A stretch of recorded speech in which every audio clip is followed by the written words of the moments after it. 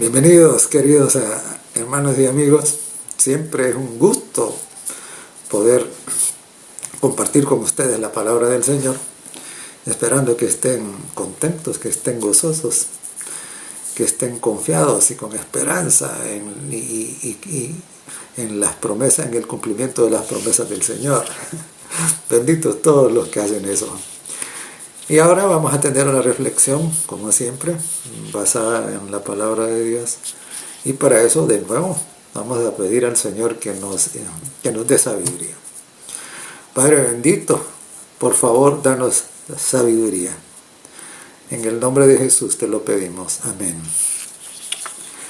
Esta reflexión de hoy va a girar alrededor de un verso de Apocalipsis, que es el capítulo 18 y el verso 1.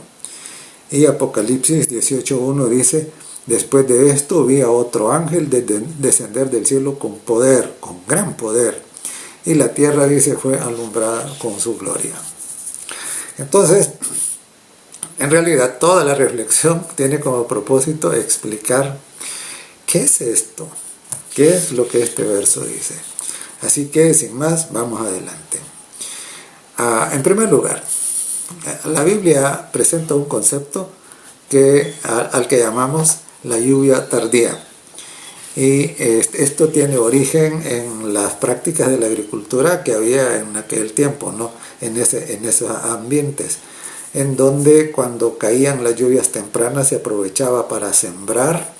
Luego las lluvias cesaban y con la humedad que quedaba en el suelo, el trigo, la cebada crecían. Y entonces, pero era necesario que otra lluvia viniera para que el grano no quedara vano, sino que el grano llenara y madurara. Y entonces esa figura la utiliza Dios para representar algunas cosas relacionadas con la experiencia espiritual. Entonces, en Joel, el capítulo 2 y el verso 23, y este no es el único texto que habla de la lluvia tardía, dice lo siguiente: vosotros también, hijos de Sión, alegraos y gozaos en Jehová vuestro Dios, porque os ha dado la primera lluvia a su tiempo, y hará descender sobre vosotros, dice, lluvia temprana y tardía como al principio. Entonces la pregunta es, espiritualmente, ¿qué significa la lluvia temprana y qué significa la lluvia tardía? Y vamos rápido con esto. La lluvia temprana es la recepción del Espíritu Santo en el principio de la carrera cristiana. Es cuando usted experimenta la convicción de que ciertamente sin Cristo está perdido. Eso no lo experimenta la gente por gusto, es porque el Espíritu Santo está ahí diciéndole: mira, está perdido. Y entonces decide abrir su corazón y decide entregarse al Señor. Y entonces que nace de nuevo y comienza esa transformación maravillosa que se inicia pues a partir de que nosotros nos rendimos al Señor. El Espíritu Santo viene y entonces comenzamos nuestra vida cristiana, cuando estamos en el primer amor. Entonces, esa es la lluvia temprana. Es la lluvia temprana. Ahora, la lluvia tardía es precisamente que es siempre la intervención maravillosa del Espíritu Santo. ¿Para qué? Para que nuestro cristianismo madure. ¿Y esto qué significa? Significa que ya no vamos a estar igual que como cuando creímos la primera vez. Debemos haber crecido en santidad, en buscar la gloria del Señor. Y en Marcos, el capítulo 4 y el verso 28 y 29, de hecho ahí también el Señor había contado antes la parábola del sembrador. Ahí dice: porque de suyo lleva fruto la tierra. Y dice: primero hierba, luego espiga, después grano lleno en la espiga. Y cuando el fruto está maduro, enseguida se mete la hoz, porque la siega ha llegado. Eso está describiendo la experiencia cristiana. Claro, con la primera nacemos y somos hierbitas. Y luego, si perseveramos, vamos creciendo y vamos a hacer espiga, es decir, flor. Y por último, la espiga llena, es decir, el fruto madura. Y es muy importante porque en Apocalipsis, el capítulo 14 y los versos 14 y 15 dice que al que venía sentado en una nube que tenía una hoja afilada en su mano, hay una voz que le dice: mete tu hoz y ciega, porque la mies está madura. Entonces eso es la segunda venida de Jesús, y es que es Cristo que viene para llevar a aquellos que espiritualmente pues son mies maduras. Entonces, la lluvia tardía, mis queridos, es el derramamiento del Espíritu Santo.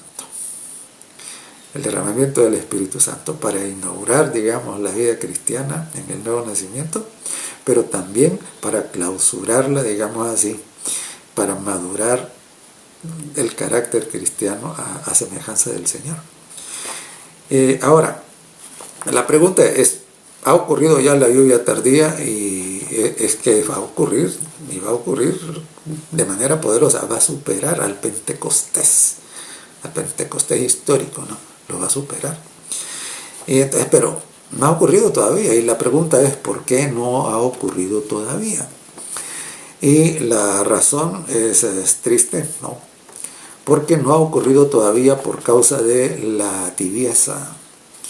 Ya hemos tenido 2 reflexiones antes acerca de la Odisea, y que representa a la iglesia cristiana en este periodo de la historia, y el Señor no tiene elogios para ella, sino que le dicen: no eres frío, no eres caliente, eres tibio, ¿verdad?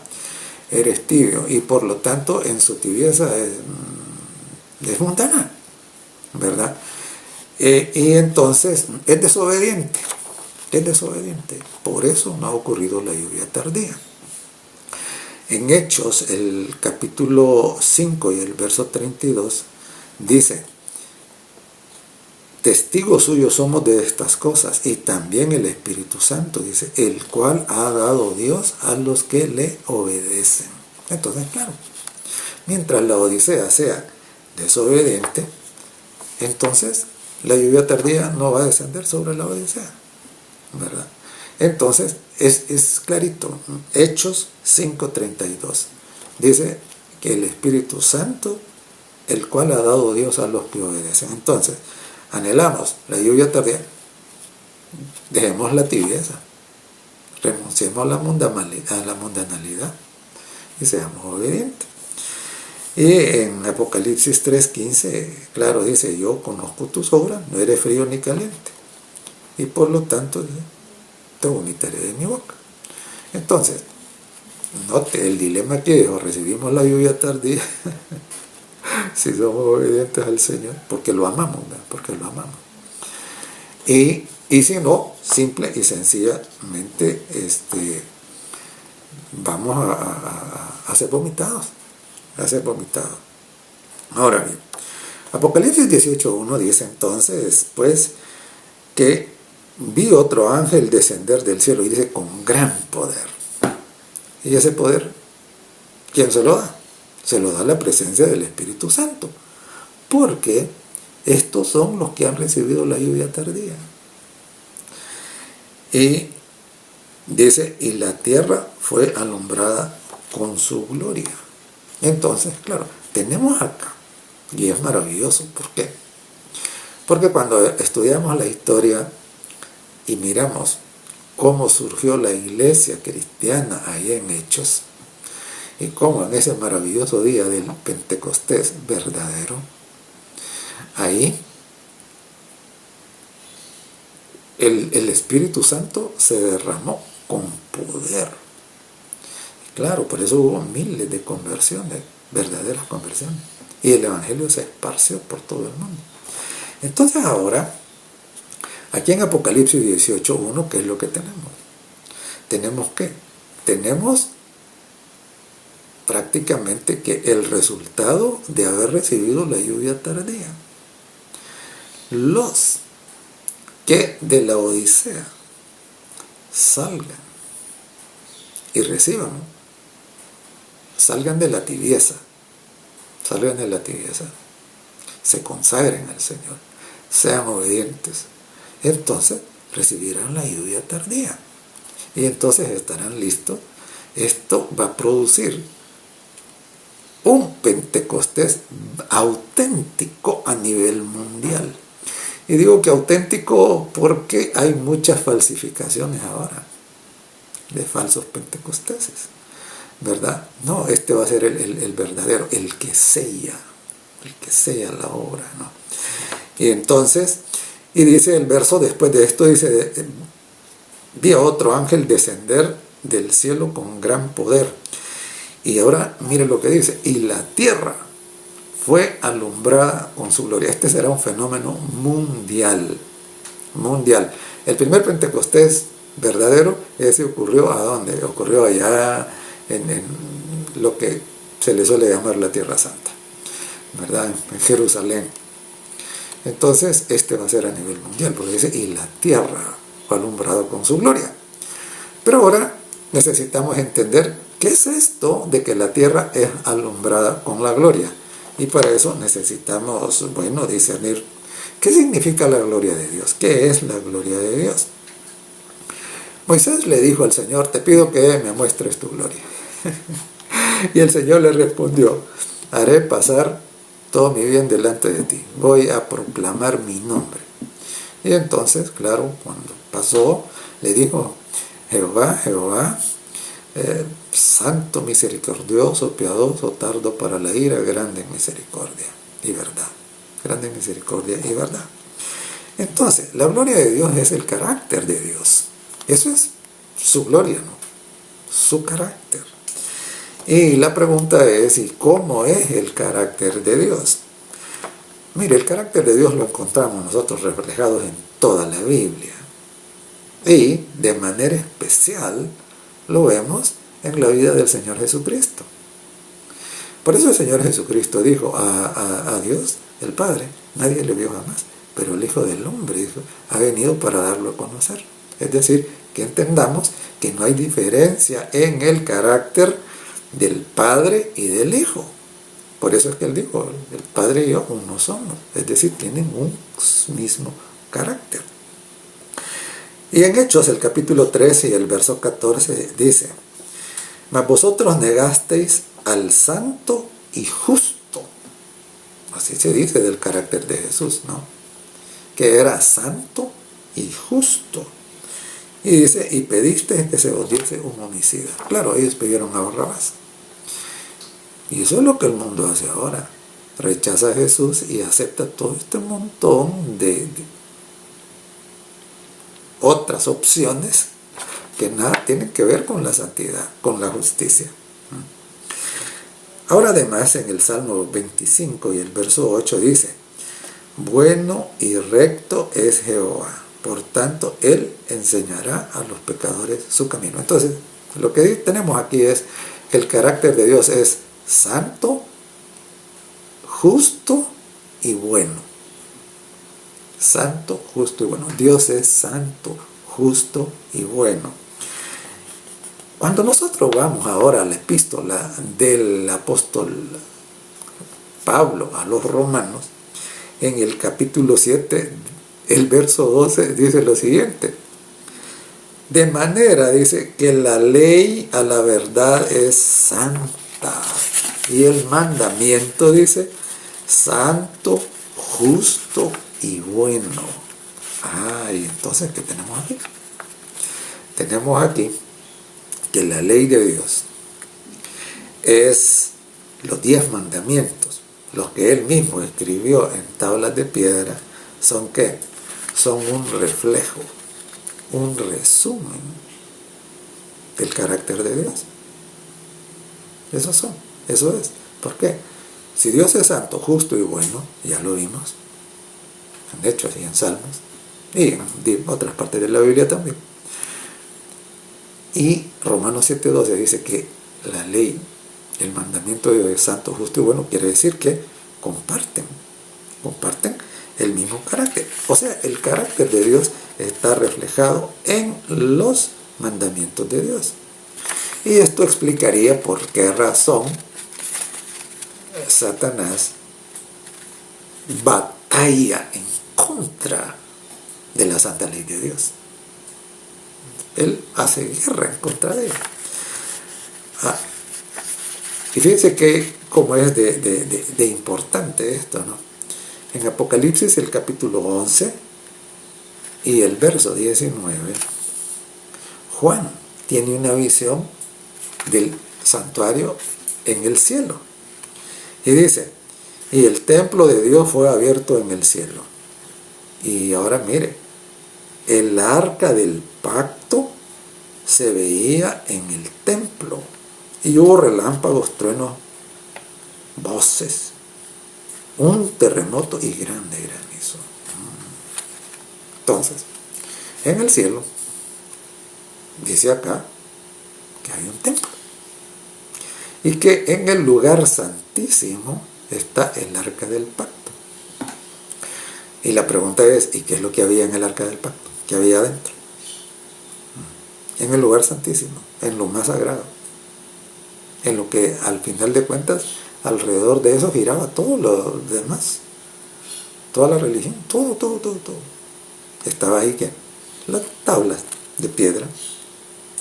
El valor de las tablas de piedra precisamente es que reflejan el carácter de Dios, reflejan la voluntad de Dios, reflejan la autoridad de Dios, reflejan la santidad, la justicia y la bondad de Dios. Esto es lo que un montón no entienden. Pero el salmista en el Salmo 119 dice, abre mis ojos y miraré las maravillas de tu ley. Estas son las maravillas de la ley. Es que el carácter de Dios se encuentra reflejado ahí, en el lugar más sagrado, más santo del templo. Ahí están. Entonces, ¿cómo es posible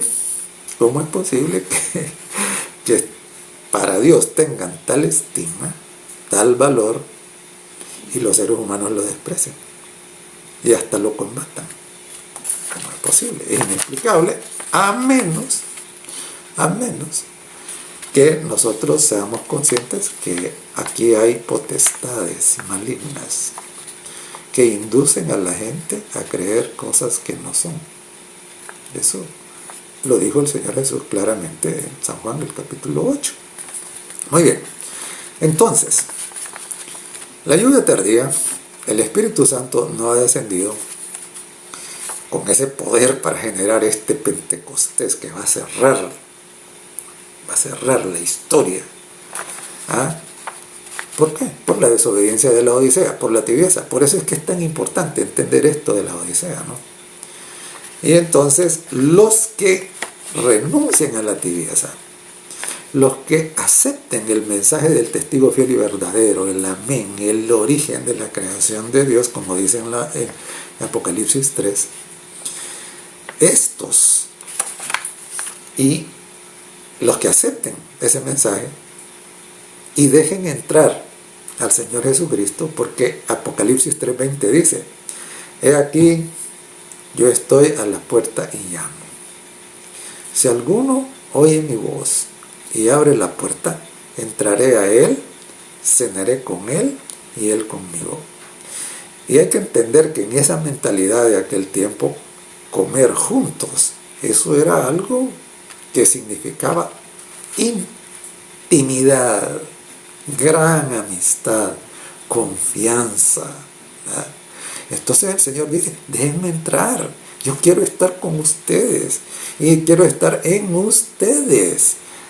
¿Y cómo ocurre eso? Por medio del Espíritu Santo.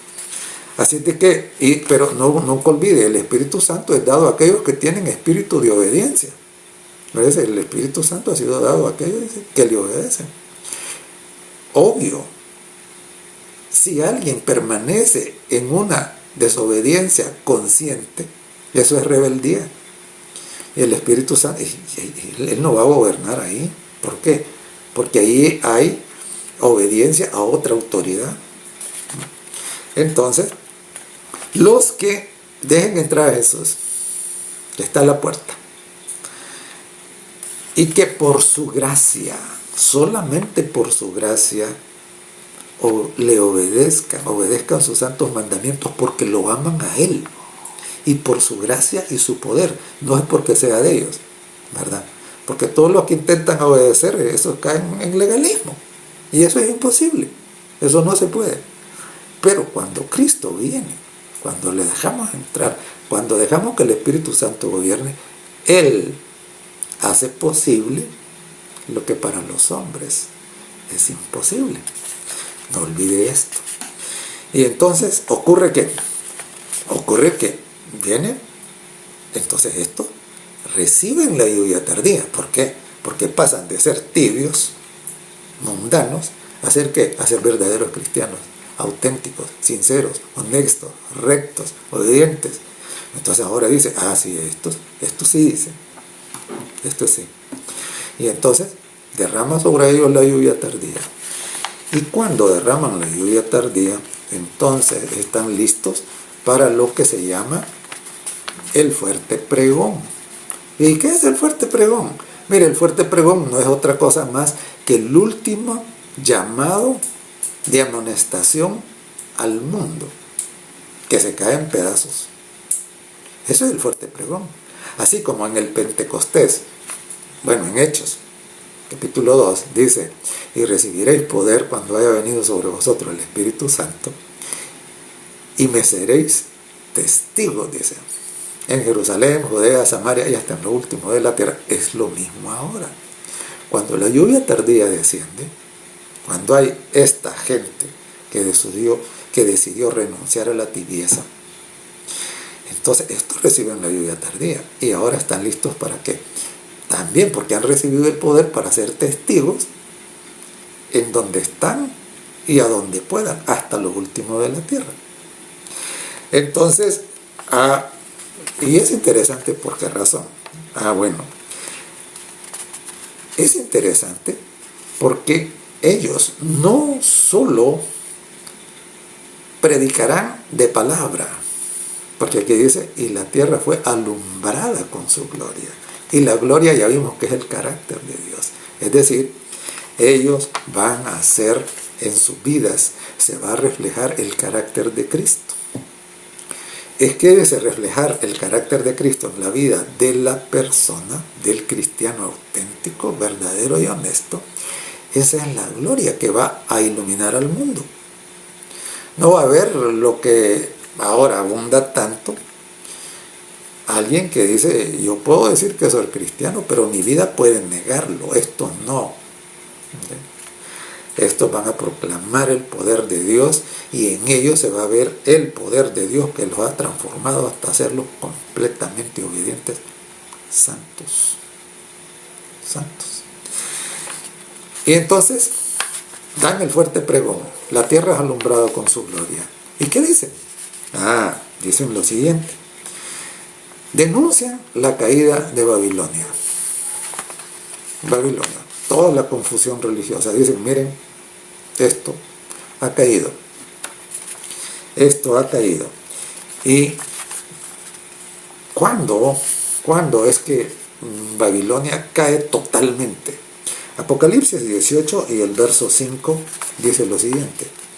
Dice, porque sus pecados han llegado hasta el cielo y Dios se ha acordado de sus maldades. Es decir, llega un momento cuando la iniquidad, el engaño, la mentira hace rebalsar el vaso. Y por eso es que dice acá, sus pecados han llegado hasta el cielo y Dios ha dicho, ya hay que parar con estas maldades. Entonces, ¿cuándo ocurre eso? Cuando en el mundo se proclama una ley que contradice directamente la ley de Dios. Y es muy interesante, mis queridos, ¿por qué? Porque a cualquiera nosotros preguntamos, mire, y se puede matar, porque hay algunos que me han dicho, no, mire, la ley está abolida y ahora ya no. Y yo les pregunto, ¿y se puede matar? Dicen, no. Entonces, ¿y se puede robar? Dicen, no. y se le puede quitar la esposa al vecino. Y dicen, no. Pero sí se le puede mentir, ¿verdad?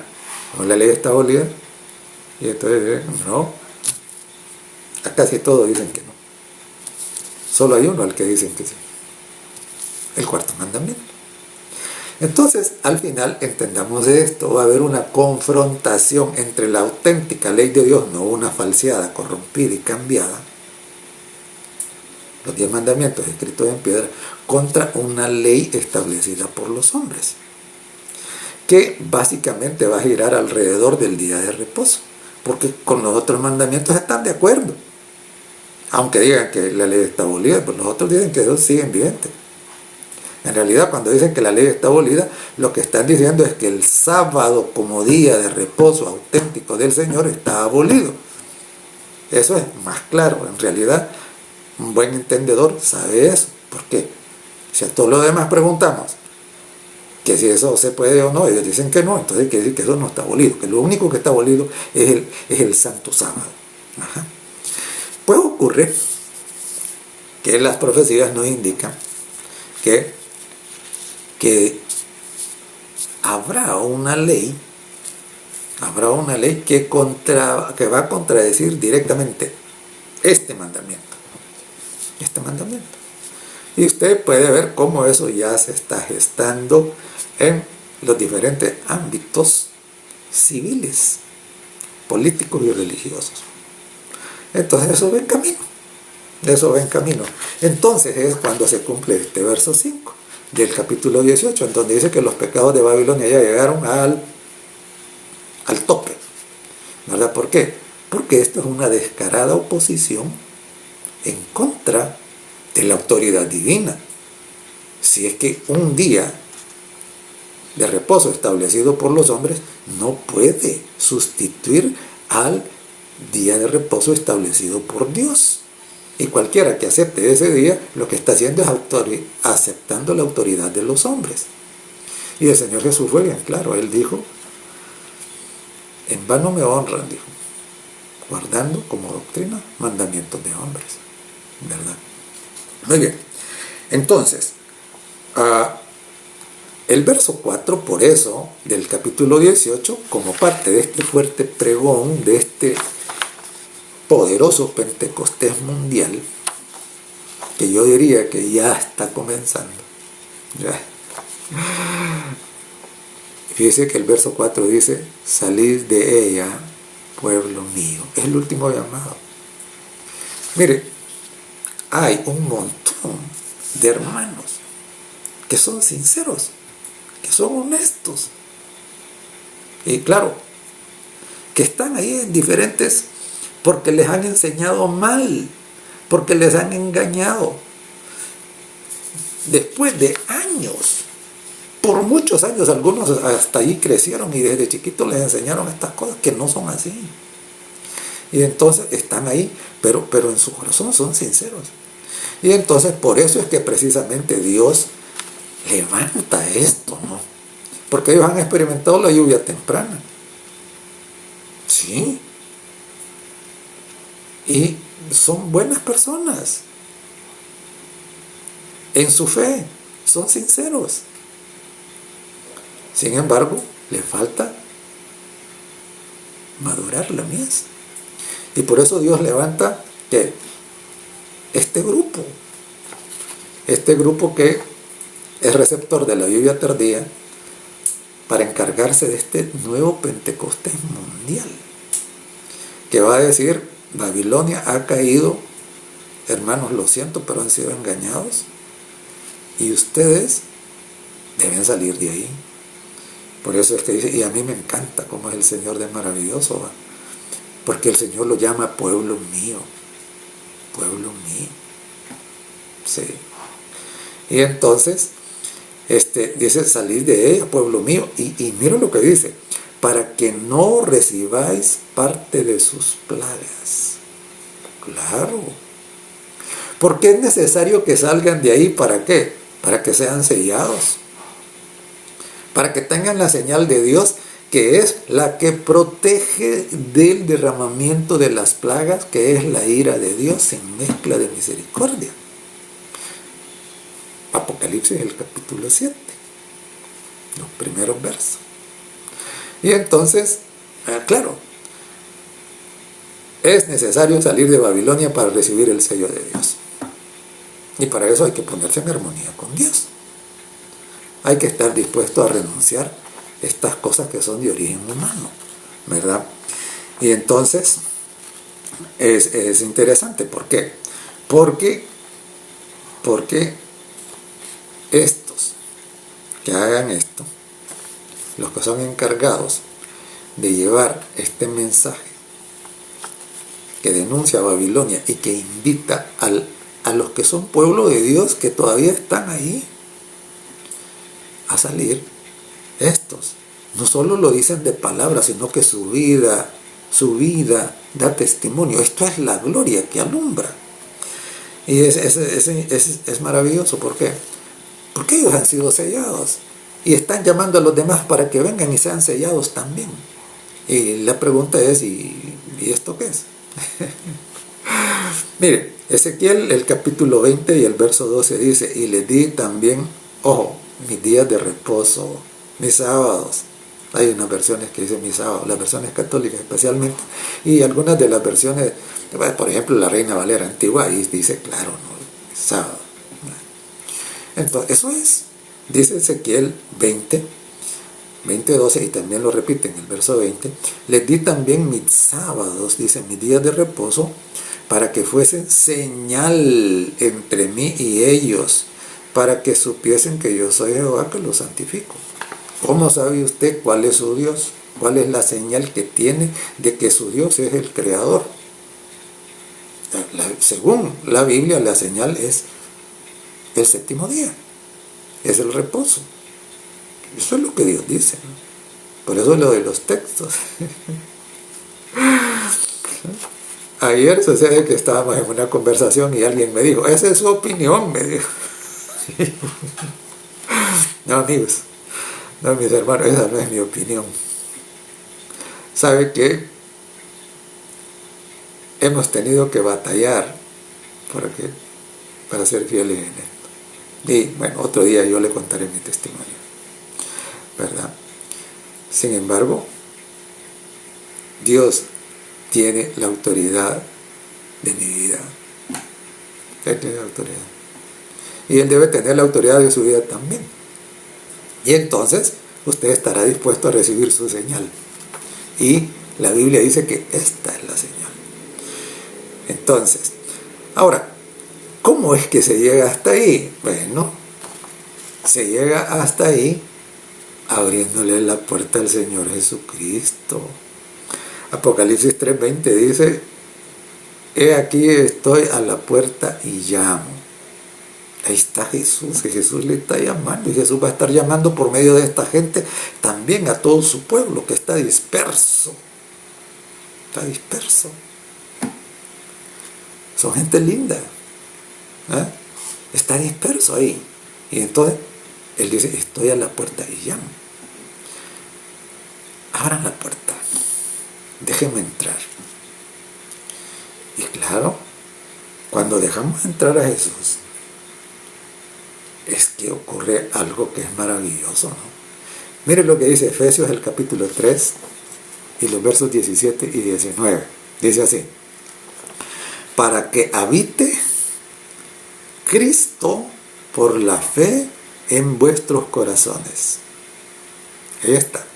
El Señor no va a habitar por la fe en su corazón si usted no lo deja entrar. Si yo no lo dejo entrar. Dice: para que habite Cristo por la fe en vuestros corazones, a fin, dice, de que arraigados y cimentados en amor. Claro. Y aquí paremos un poquito. Fíjense que cuando dejamos entrar a Cristo, dice aquí que seremos arraigados y cimentados en amor. Claro. Es decir, el amor se va a convertir en el motor de nuestra vida, ¿no? De nuestras decisiones. Y esto es muy importante. ¿Por qué? Porque cuando en la Biblia en diferentes partes dice que el cumplimiento de la ley es el amor.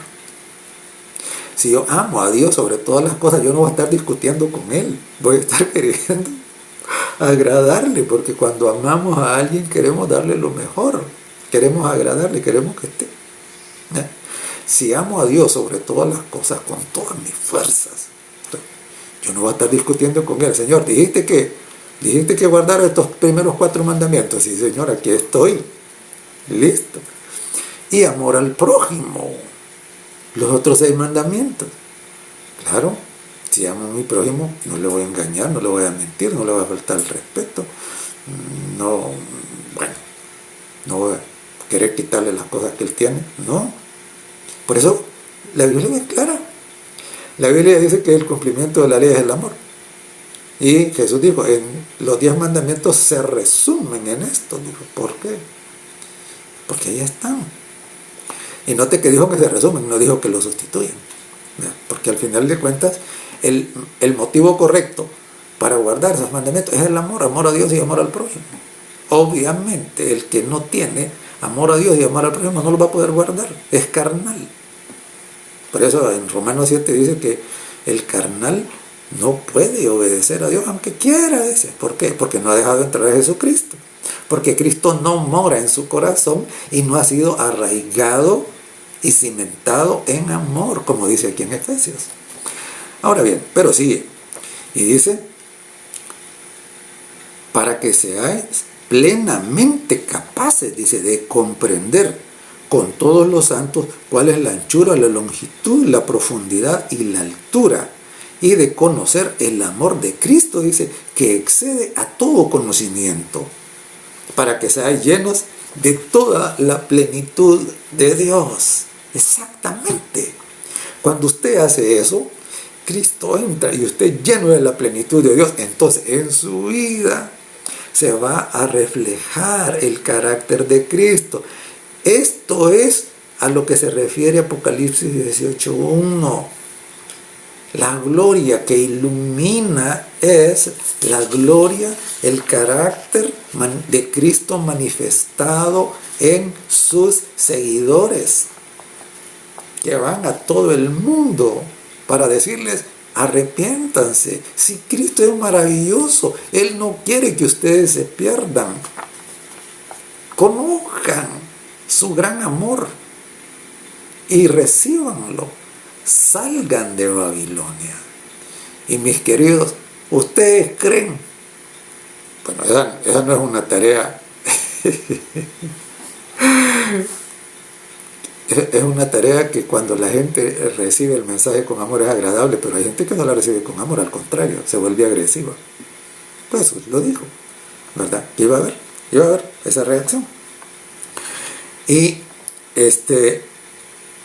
dice en Colosenses, a quienes Dios, Colosenses 1:27, a quienes Dios quiso dar a conocer las riquezas de su gloria, de la gloria de este misterio entre los gentiles, dice, que es Cristo en vosotros, la esperanza de gloria.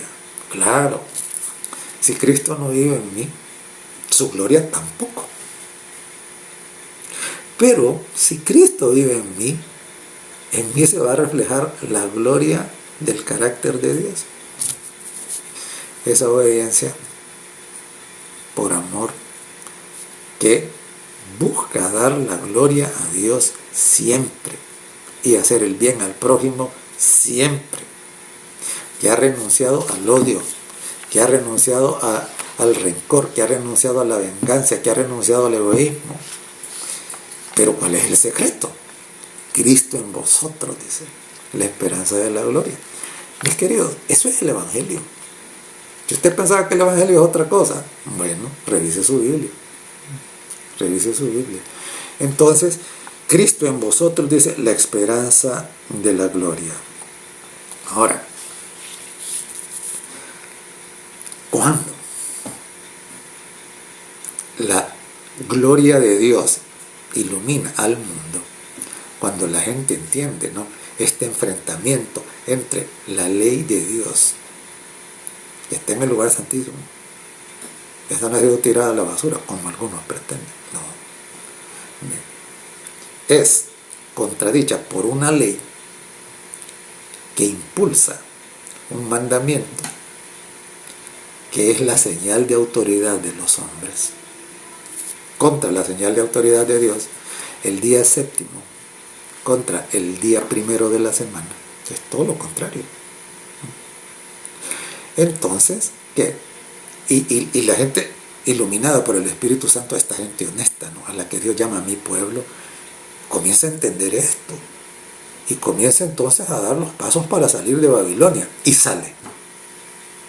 Así como en el Pentecostés, ¿sabes? Que salieron por todo el mundo y la gente escuchaba el Evangelio y salía del engaño en el que los rabinos judíos la habían metido.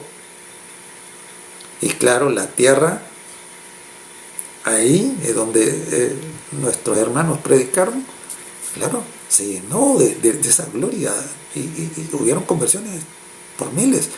Esto mismo va a pasar. Es que los que son iluminados por Dios y entienden esto y son sinceros, porque ese es el punto, si son sinceros, ¿verdad? Entonces van a salir. Bendito Dios. Ajá. ¿Por qué? Porque al salir ellos van a recibir también la señal de Dios. Y esa es la protección, lo que protege de la ira de Dios, de las plagas postreras, de Apocalipsis 7, ¿verdad? Pero ocurre que cuando esto pasa, usted piensa que Satanás está contento. No, se enfurece.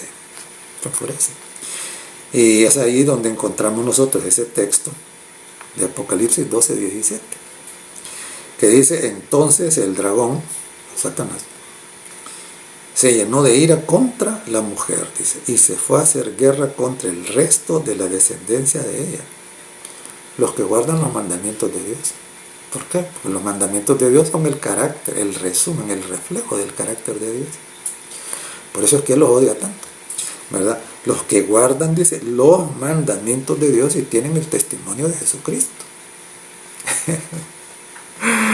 Tienen el testimonio de Jesucristo. Guardan los mandamientos de Dios. Estos son los que recibieron la lluvia tardía, los que han recibido también el sello de Dios, los que han salido de Babilonia, los que pasarán por la gran tribulación protegidos por Dios y serán trasladados al cielo sin ver la muerte. Y claro, en Palabras de Vida del Gran Maestro, en la página 47, dice: cuando el carácter de Cristo sea perfectamente reproducido en su pueblo, y ya dijimos que su pueblo no es solamente un grupo particular, pero son los que están dispersos también. El Señor así los llama pueblo mío, ¿verdad? Entonces, dice, vendrá Él para reclamarlos como suyos. Eso, ahí se cumplirá lo que encontramos en Apocalipsis 14 y 15. La mies ha madurado. Y ahora, el que está sentado en la nube, que no es otro que el Señor Jesucristo, eso representa la segunda venida, hay una voz que le dice: mete tu voz vacía y ciega, porque la mies está madura. Y es precisamente de la mies madura que ahí en el mismo capítulo 14, en donde está precisamente el sellamiento al inicio, luego tenemos ahí el mensaje también que dice que Babilonia ha caído, después tenemos ahí las cosechas, y por último, y entonces dice, aquí está Apocalipsis 14:12, aquí dice, está la paciencia de los santos, los que guardan los mandamientos de Dios y tienen la fe de Jesús. Claro. Estos son los que reflejaron al mundo y al universo que al que puede creer todo le es posible. Algunos creen que la obediencia es imposible. Si usted cree en Cristo de verdad, no es imposible. El obstáculo es la incredulidad.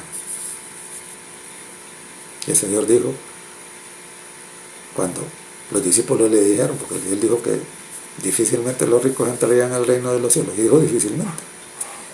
¿No? ¿Por qué? Porque va a haber ricos en el cielo. Sí, los que se arrepientan, los que no hagan del dinero su Dios, sino que lo hagan un instrumento de bendición para otros. ¿Vale? Ya estarán en el cielo, porque Jesús dijo, lo que para los hombres es imposible, para Dios no. Entonces, ¿en dónde está el obstáculo entonces? En la tibieza de la Odisea, en su incredulidad, en su deseo de permanecer engañado. Ahí está el problema. Pero Dios ha provisto todo, ¿para qué? Para que usted